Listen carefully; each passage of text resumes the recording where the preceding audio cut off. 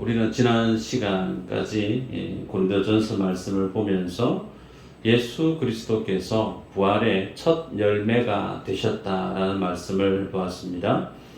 예수 그리스도께서 부활의 첫 열매가 되시고 내가 예수 그리스도를 믿는 하나님의 자녀가 되어졌음을 우리가 지난 시간에 확인을 했습니다. 삶의 목적을 알려고 하면 어디서부터 우리의 이 삶의 목적을 풀어가는 첫 단추를 찾아가야 될 것인가? 하나님께로부터 올라가야 돼요. 길 가다가 아무에게나 질문을 던질 때 당신의 삶의 목적은 뭐예요? 왜 살아요? 무엇을 위해서 사세요? 라고 질문을 던지면 답변이 제각각 다르겠으나 예수 그리스도를 믿는, 더 좁게 얘기할까요? 예수 그리스도를 만난 사람은 오늘 예배 드리고 난 이후에 내가 세상을 살아야 되는 삶의 목적은 이와 같다. 내 삶의 이유와 내 삶의 목적은 이것이다 라고 동일한 믿음의 고백을 하실 수 있는 여러분들 되시기를 주의 이름으로 축복합니다. 우리의 구원은 나에게서부터 출발하지 않습니다. 나의 구원은 천지 만물을 창조하시기 이전에 성부 하나님과 성자 예수님과 성령 하나님께서 삼위 하나님께서 구속, 소위 구원을 하기 위해 하나님께서 언약을 맺으신 구속 언약에서부터 우리의 구원은 시작됩니다. 에베소서 1장 4절에는 이렇게 기록합니다. 곧 창세전에 그리스도 안에서 우리를 택하사 우리로 사랑 안에서 그 앞에 거룩하고 흠이 없게 하시려고 그렇게 말씀합니다. 곧 창세전에 천지 만물을 창조하기 이전에 하나님께서 우리를 택했다 그렇게 말씀하죠. 우리를 택하신 목적이 어디에 있는가? 그 사랑 안에서 거룩하고 흠이 없게 하시려고 그렇게 우리의 삶의 이유를 주님이 시작 기점에 천지 만물 창조하기 이전부터 하나님 안에서 나의 구원은 시작되었음을 성경이 선언하고 밝힙니다. 자, 그러면 여기에서 우리가 하나님 앞에 흠이 없고 거룩하게 되어지는 것, 어떻게 하면 완전한 그 하나님, 의롭고 거룩하신 그 하나님 앞에 나의 모습이 흠이 1도 없고 거룩하게 이렇게 설 수 있는 방법이 뭐가 있을까? 로마서 5장 8절에 이렇게 선언합니다.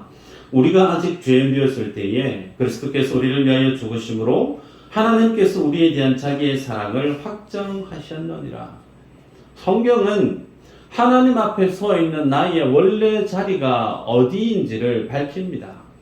하나님 앞에 서 있었던 나의 원래의 자리는 죄인이었다라고 선언합니다. 또 로마서 5장 10절에 이렇게 기록하죠. 곧 우리가 원수 되었을 때에 그의 아들의 죽으심으로 말미암아 하나님과 화목하게 되었은즉 화목하게 된 자로서는 더욱 그의 살아나심으로 말미암아 구원을 받을 것이니라. 하나님 앞에 나라고 하는 사람이 원래 죄인이었고 그 죄인을 바라보는 하나님은 나를 어떻게 규정하고 있느냐면 하나님의 죄인이다, 너는 하나님의 원수다 라고 그렇게 선언하고 있습니다. 그런 우리를 주님께서 거룩하게 만드시고 흠 없는 자로 만들게 하시겠다. 누구를 통해서? 예수 그리스도. 그 주님의 십자가 위에서 나와 하나님 간의 원수되었던 그 믿음에 깨져버렸던 그 관계를 친히 화목 제물이 되셔서 십자가에 죽으심으로 주님이 우리로 하여금 하나님의 거룩함, 하나님의 흠이 없는 하나님의 자녀로 만드신다라는 겁니다. 그래서 우리의 구원의 그 시작 기점은 디도서 1장 2절을 이렇게 밝히자. 한번 읽어볼까요? 시작.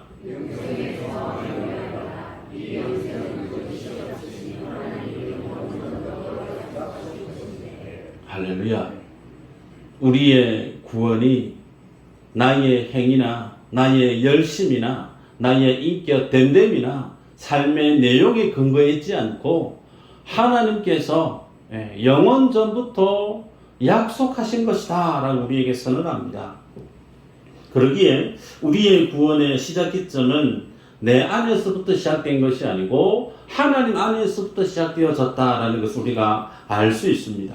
그렇게 우리의 구원이 창세 전부터 천지 만물이 창조되어지기 이전부터 나에 대한 구원이 하나님이 계획하셨다는 거예요. 그런데 그렇게 계획하셨던 그 하나님의 구원이 이제 어느 시점에서 완성되어지는가? 나의 구원의 완성은 예수 그리스도 십자가에 죽으셨다가 부활하셨던 그 죽음의 권세를 깨시고 부활하신 주님의 부활 사건 가운데 우리의 구원이 완성되어짐을 우리가 볼 수 있습니다. 여러분, 우리가 지난 시간에 예수 그리스도가 부활의 첫 열매가 되셨고 우리가 아담 안에 있는 자가 아니라 그리스도 안에 있는 자가 되어졌기 때문에 우리도 예수님이 부활하신 그 영원한 생명 부활에 참여한 자가 되어졌고 그 부활에 대한 소망을 지닌 자로 이 땅 가운데 살아가는 성도임을 확인을 했었죠. 자, 그렇게 우리에게 주님이 구원의 시작과 그 구원의 완성이 무엇인지를 우리에게 알려주셨을 때 이 부활의 진리가 오늘 우리가 이 땅 가운데 오늘을 살아가는 내 인생 가운데 어떤 영향력이 있고 이 부활의 진리가 내 삶 속에 어떻게 적용되어져야 될 것인가에 대한 부분을 말씀을 통해 보십시다.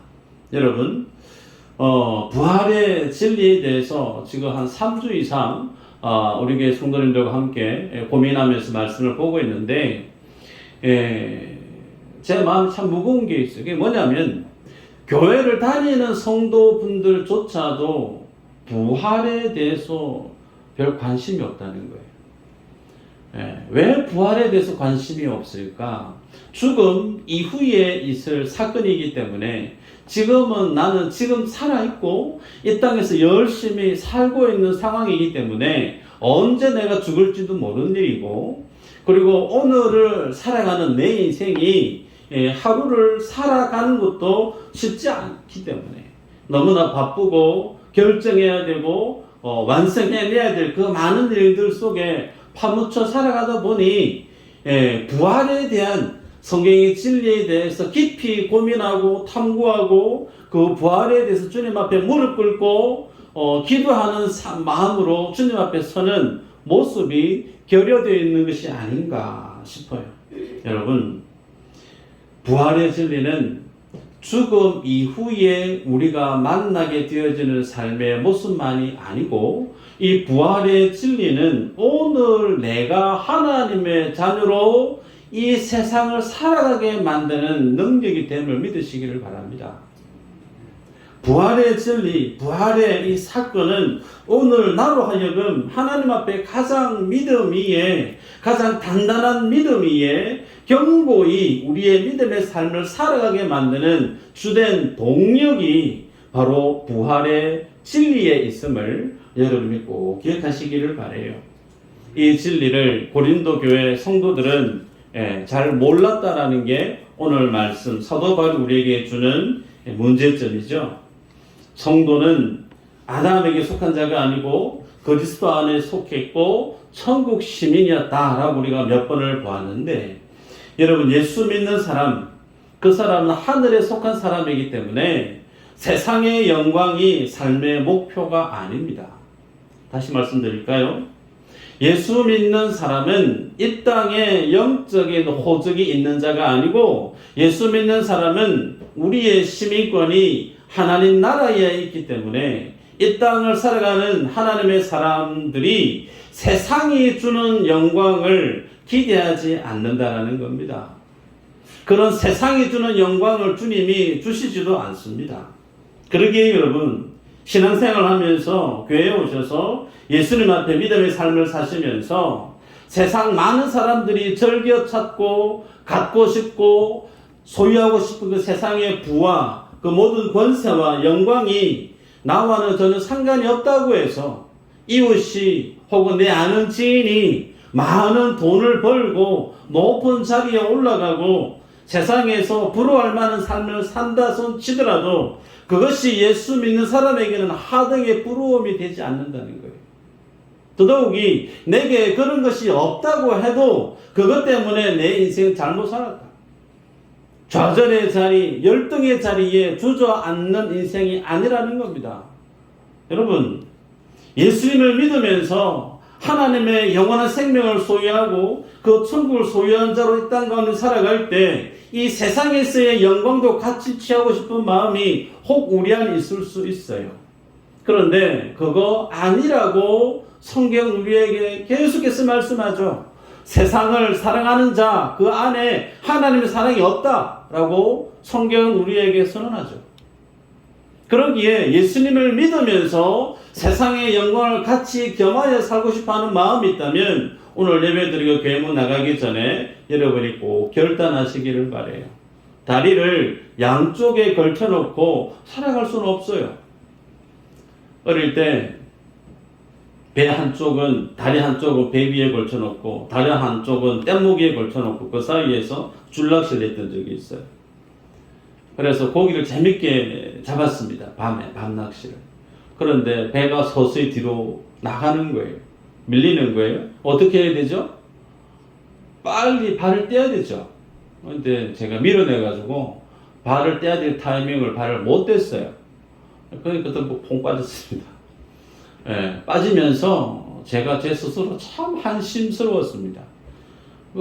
발을 뗄 수 있는 시간이 있었는데 그 조금 더 잡아 볼 거라고 욕심을 부리다가 그냥 가운데 아무도 안 봤으니까 다행이었는데 얼마나 부끄럽던지요. 그런데 물에 빠져가지고 옷 베리는 거는 괜찮아요. 그죠? 그러나 하나님의 나라와 지옥과 하나님이 주시는 영생과 사망, 하나님 주시는 그 하나님의 나라와 세상 사이에 두 발을 걸치고 살아간다라고 하는 것은 그 인생이 얼마나 피곤하고 힘들고 위험천만한 인생인지 모른다라는 거예요.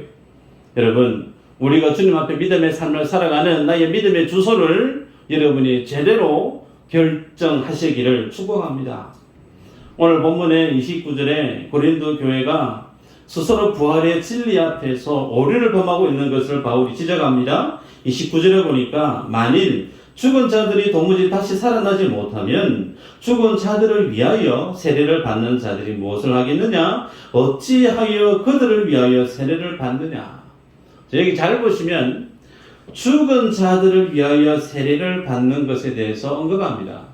성경 토탈 말씀 중에 죽은 자들을 위해서 세례를 받는다라고 하는 표현은 이곳이 유일해요.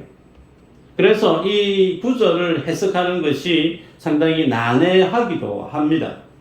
여러분, 그래서 죽은 자를 위해서 세례 받는 것, 이 구절을 가지고 가톨릭에서는 살아있는 자가 미리 앞서 죽은 자를 위해서 이 땅에서 뭔가를 열심히 공덕을 쌓고 선행을 행함으로 연옥에 머물러 있던 인생이 하나님의 천국으로 올라가게 되어지는 이런 어떤 연옥설을 주장하기도 합니다.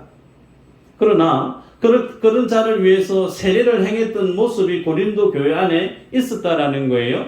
그러나 이 연옥설, 소위 산자가 죽은 자를 위해서 대리 세례를 받고 죽은 자를 위해서 선행을 행함으로 연옥에 있는 자가 하나님의 나라로 올라갈 수 있는 그런 어떤 가르침, 비성경적인 가르침이라는 거예요. 그래서 종교개혁이 일어났던 것 중에 원인 중에 하나가 이 내용도 포함되어져 있죠.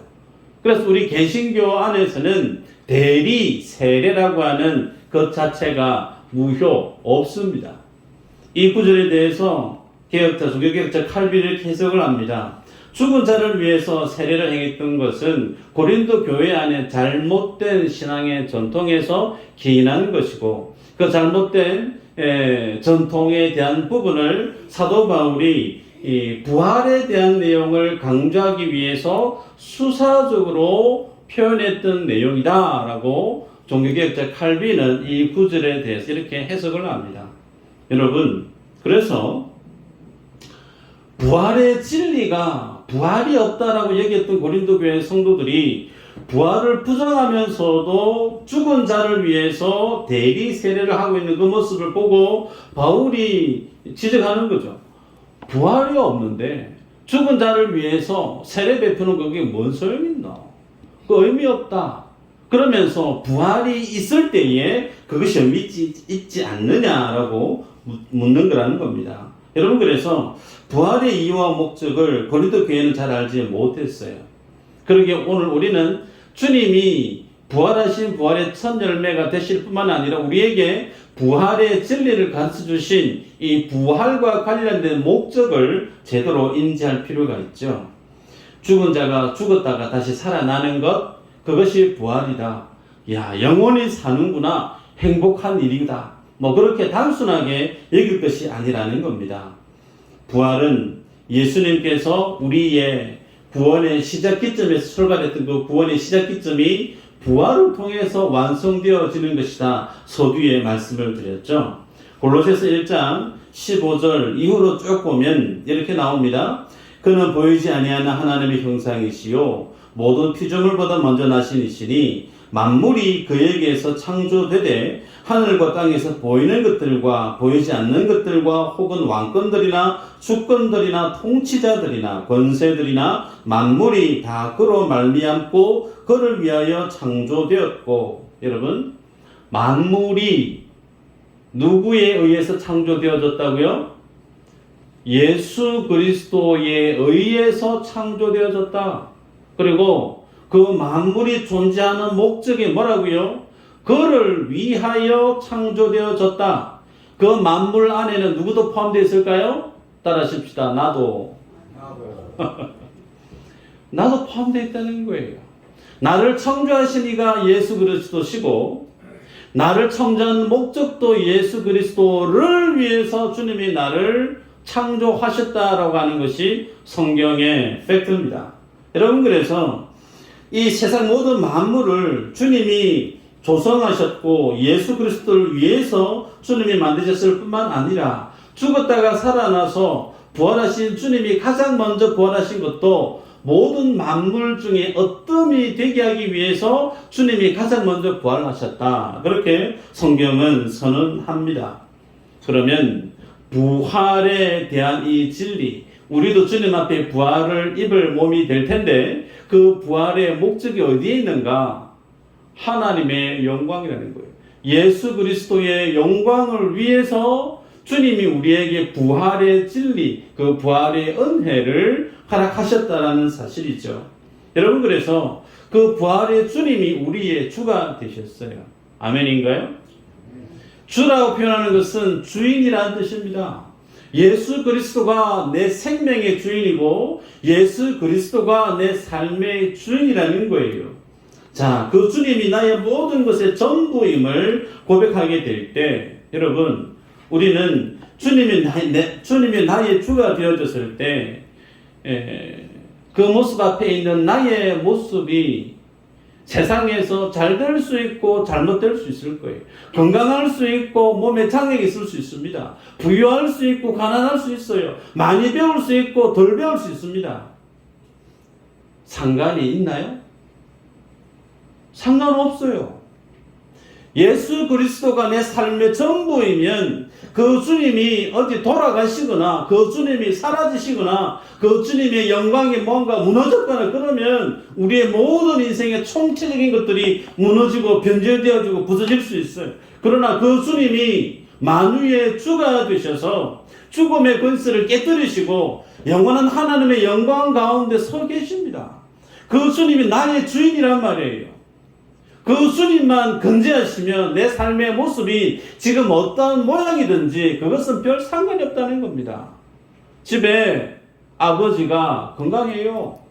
집에 아버지가 소위 돈을 잘 버세요. 그러면 지금의 그 아들 그 딸의 삶의 모습이 걱정거리가 있을까요? 없죠. 내가 뭘 하든 유학을 가든 사업을 하든 뭘 하든 아버지가 내가 다 서포트해 줄게. 그런 아버지가 있는 부모, 자녀도 참 행복하겠지만 걱정거리 없는 거예요. 우리 주님이 만유의 주가 되셔서 모든 영광을 소유하고 계신 그 주님이 우리의 주로 계실 때 우리의 삶의 모습은 어떠한 모습으로 있든 그것은 중요하지 않다는 겁니다. 그래서 사도 바울이 뭐라고 얘기하죠? 30절, 31절 한번 읽어볼까요? 30절, 31절 시작.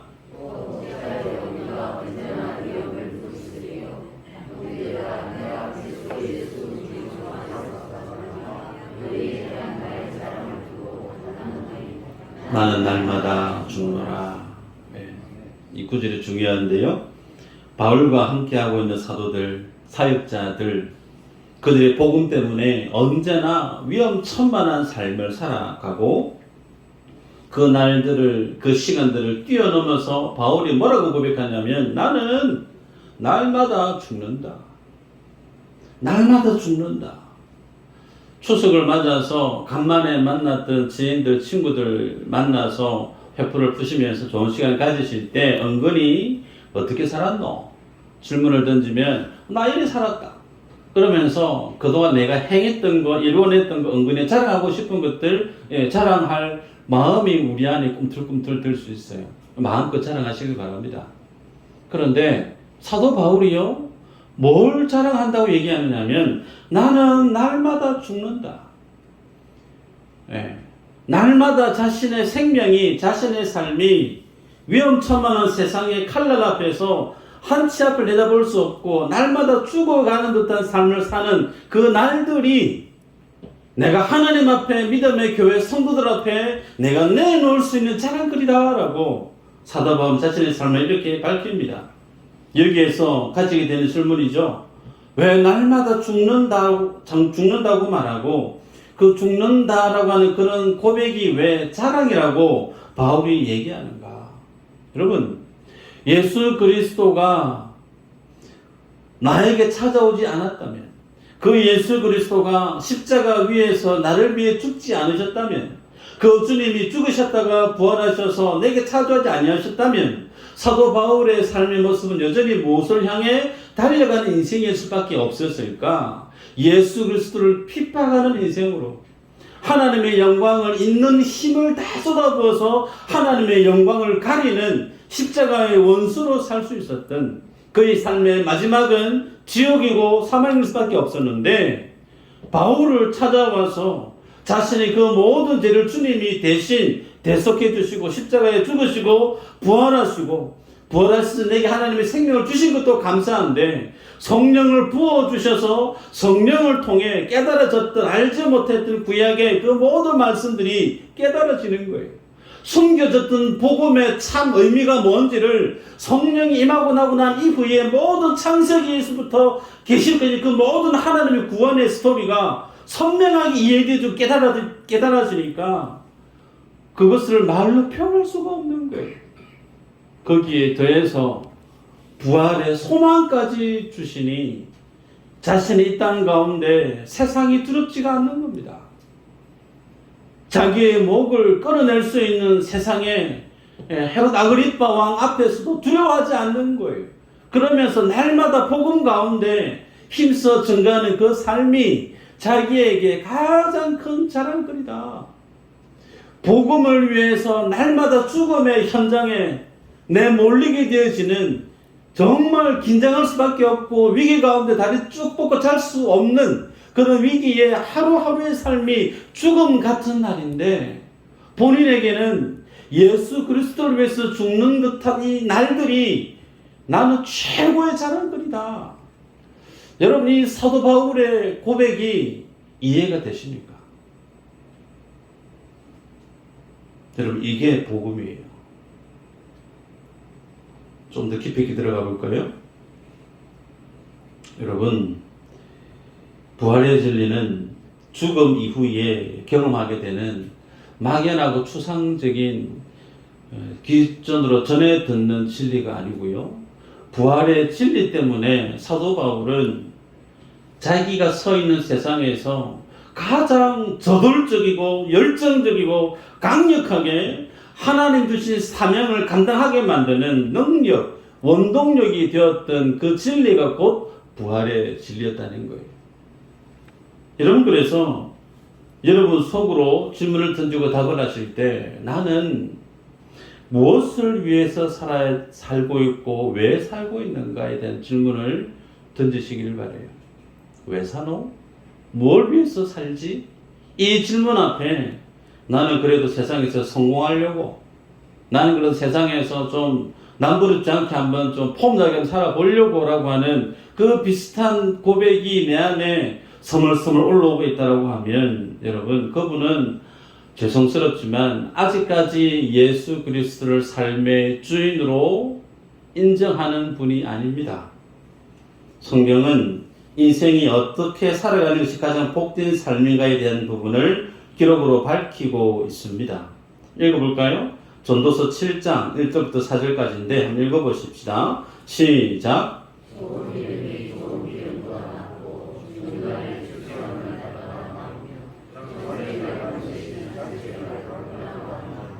모든 사람의 끝이 이와 같이 됨이라.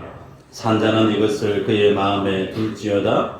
슬픔이 웃음보다 나음은 얼굴에 근심하는 것이 마음에 유익하기 때문이니라. 지혜자의 마음은 초상집에 있으되 우매한 자의 마음은 혼인집에 있느니라. 저자가 고백합니다. 출생하는 거 그것보다 더 나은 것이 뭐라고요? 죽는 게 낫대요. 우울증 환자일까요? 아닙니다.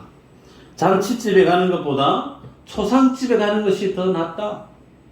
지혜자의 마음은 슬픈 자, 초상집, 우는 집에 있고 우매자의 마음은 결혼하는 집, 기쁨이 있는 그곳에 있다. 그러면서 일관되게 이 전도서 기자가 우리에게 보여주고 있는 말씀은 세상을 하나님의 사람이 잘 살 수 있는 복된 삶을 사는 기준이 어느 방향을 바라보고 서 있어야 되느냐면 죽음이라고 하는 거예요.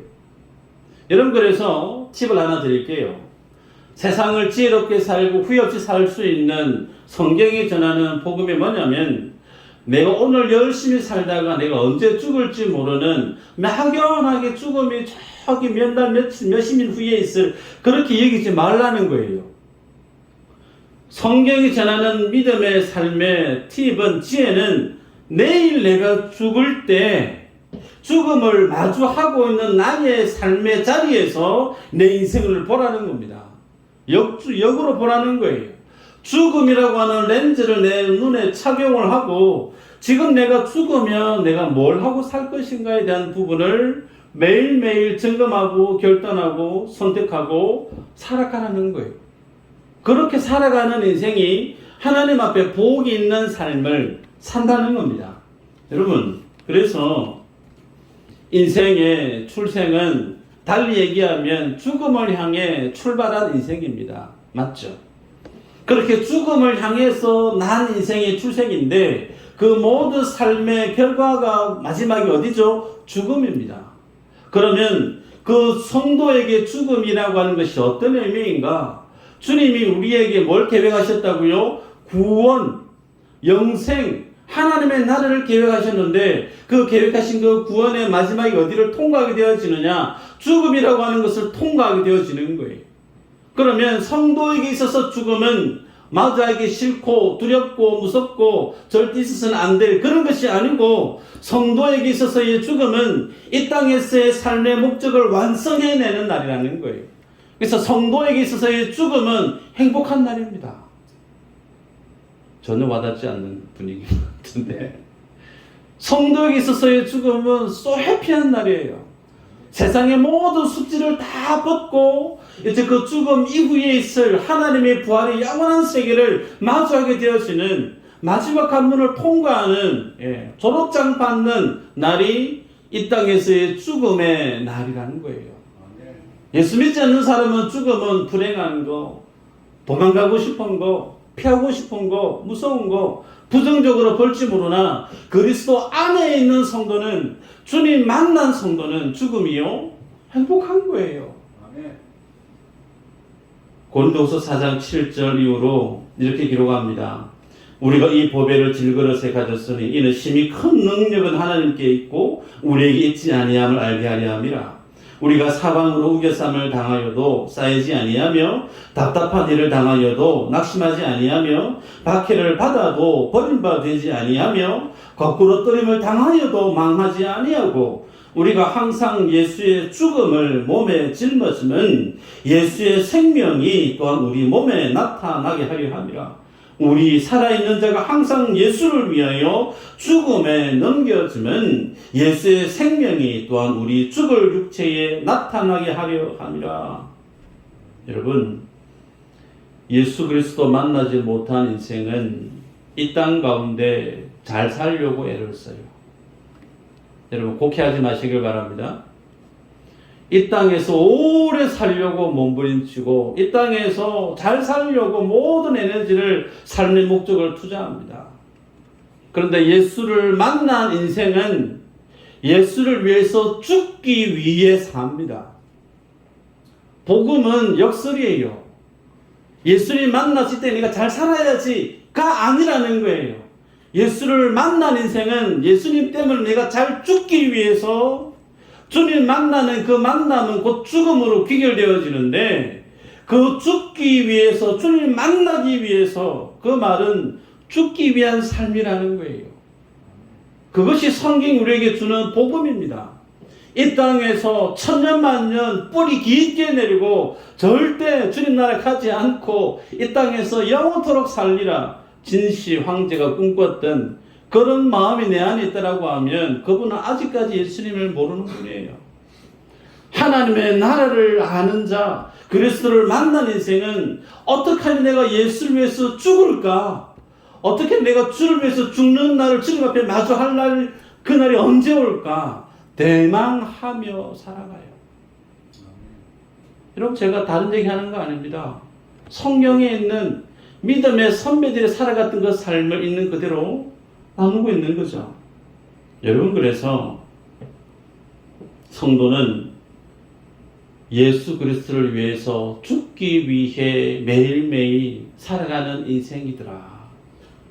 이 땅에서 호의호식하고 잘 먹고 잘 살고 배부르게 안 아프고 세상에서 모든 사람들 부러워하는 삶을 사는 것이 예수 믿는 삶의 목적이 아니라는 거예요. 말씀을 맺습니다. 그러면 주를 위해서 죽는 것이 내 인생의 최고의 기쁨이고 행복이고 자랑이라고 했던 사도 바울의 고백이 사도 바울의 열심으로 된 것일 수 있을까? 여러분 스스로에게 질문을 던져보면 내 자의로, 내 노력으로, 내 의지로 내가 기뻐하는 것을 다 끊어버리고 철저하게 자기 부인은 나의 의지로 만들어내고 하나님이 기뻐하시는 그 모든 것을 내가 살아갈 수 있는 능력이 내 안에 있는가? 없습니다. 없어요. 여러분 스스로 그 죽음의 길을 걸어가고 싶어도 못 가요. 우리는 어떻게 해서든 이 땅에서 잘 살려고 높은 곳에 올라가려고 남들보다 더 폼나게 살고 싶은 모습으로 살고자 하는 마음 우리 안에 차고 넘칩니다. 그런데 어느 분이 우리로 하여금 날마다 주를 위해 죽는 삶으로 등 떠밀고 있느냐면 성령 하나님이 그렇게 만들어 가십니다. 그 삶을 살아가게 하기 위해서 우리에게 육신의 고통을 주시고 인생의 시련을 세상의 채찍을 회초리를 우리에게 때마다 주님이 허락합니다. 그래서 이 세상 불타 사라질 세상 오래 살 곳이 못된 이 세상 하나님 나라를 바라보게 만드는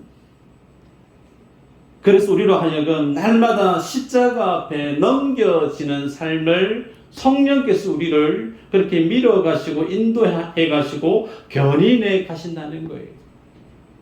여러분, 예수님이 십자가에 죽으신 이유는 한 가지입니다. 죄 때문에 돌아가셨어요. 그죠? 그 죄 때문에 주님이 돌아가셨는데 우리가 예수님을 믿고 난 이후에 성령이 우리에게 오시고 난 이후에 우리 안에 어떤 변화가 일어났느냐면 죄가 뭔지를 알게 돼요. 예수 믿기 전에는 죄가 뭔지 모릅니다. 내 뜻대로 내 마음대로 내 감정대로 하고 싶은 말 마음대로 내뱉고 내 마음대로 선택하고 살아갔는데 주님을 만나고 나서 성령이 우리에게 임하고 난 이후에 뭐가 뭔지를 알게 되는 영적인 분별력이 우리에게 생기게 됩니다. 죄에 대해서, 의에 대해서, 심판에 대해서 책망한다. 누가요? 성령 하나님이. 그렇게 되어질 때 우리는 날마다 어디로 넘겨지느냐면 십자가로 넘겨집니다. 한 주간 와서 주님 앞에 예배하는데 돌이켜보면 믿음으로 충성되게 살았던 삶들보다 부끄럽고 허물과 죄가 내 안에 선명히 보입니다. 그 죄 때문에 누가 돌아가셨다고요? 예수님이 돌아가셨어요. 그 주님이 돌아가시지 아니했다면 나는 그 죄 때문에 일주일에 몇 번이든 내 목이 떨어져 죽었을 거예요.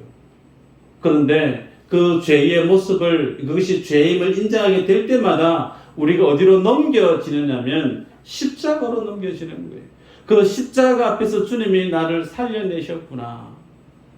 그 주님 앞에 날마다 무릎 꿇게 되어지고 그 주님 앞에 삶의 목적을 나를 위해 살지 않고 나를 위해 죽으셨다가 부활하신 예수 그리스도를 위해서 살게 되어지는 믿음의 삶으로 우리가 깨달아지고 알게 되어지고 점차 성령께서 우리를 그런 믿음의 사람으로 변화시켜 가고 있다는 겁니다. 여러분, 여러분에게 권면하고 부탁드립니다. 우리의 능력은 예수 그리스도밖에 없어요.